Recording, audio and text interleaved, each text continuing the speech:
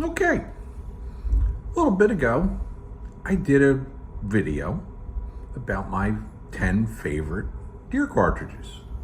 Everybody was pretty cool about it.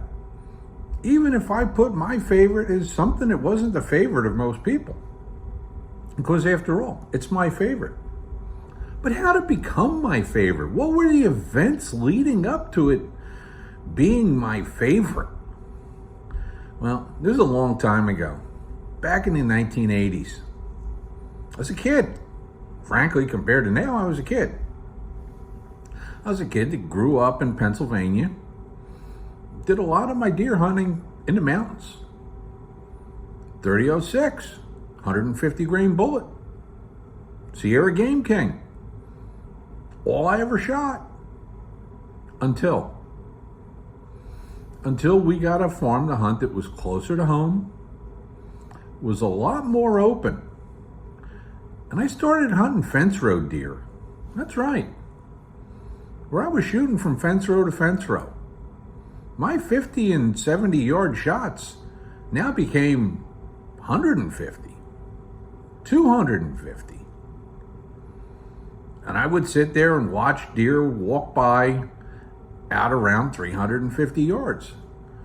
Because I was schooled on the fact that with a 100-yard sight in 2 inches high, it wasn't happening. Sure, I didn't know the deer's exact range. I didn't know exactly what my bullet was going to do, so I didn't shoot. My dad, on the other hand, shot a 7mm Remington Magnum. And he was shooting deer out at 300 yards or a little bit more. Sighted in almost 3 inches high. That's when I found out about PBR, point blank range.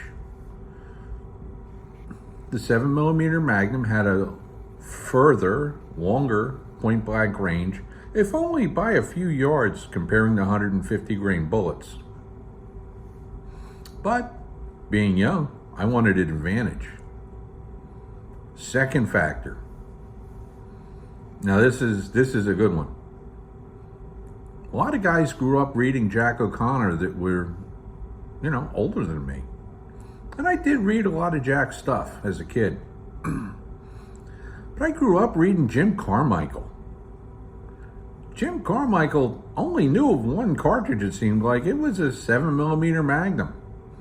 And when you go to read an article about a moose or an elk or something else he shot out west, it was with a 7mm Magnum. So, if you want to call it social media or media at the time, yeah, I wanted one of those suckers. And the fact that I was hunting and shooting at longer ranges, that meant that, yeah, why don't we get a 7mm Magnum? Well, fast forwarded a few years, sold my 30-06, got my 7mm Magnum. Then I learned another interesting lesson. You can't shoot as good as you think you do.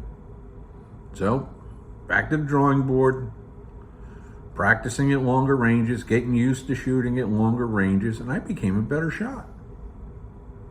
Now, in that time, I shot a lot of deer with a 7mm Magnum. Most of them, I shot with what's now the blue box Federal Power Shock bullets, and they did really well. But then when I got a little older, I started hand loading. I got on a speed kick. I started hand loading 139 grain Hornady boat tails. And I got them going fast as the manual would say I could get them going without blowing my rifle up, because I just didn't want to go over what the manual said. Now I know a lot of times you can get away with a little more. And it killed deer like a bolt of lightning. Bang, down. I was impressed. And it really didn't kick as much as with the 150 grain, it didn't feel like to me. So then I felt like I had lightened recoil in a 7mm. I didn't know at longer ranges I was possibly giving up kinetic energy. But as a guy that doesn't shoot at super long ranges, did I really need it? The answer is no. And the other question is it overkill for a whitetail? Well, I don't know how dead you can make something dead beyond dead, but I can tell you I probably killed virtually every one of the other whitetails that I've shot with a 270, possibly a 243. So technically, is it overkill? Yeah, it could be, but I have fun shooting it. It's my favorite caliber. It's my favorite rifle I own. And honestly, the rifle that I carry around 90% of the time when I'm rifle hunting. Hey, till next time, I'm Steve.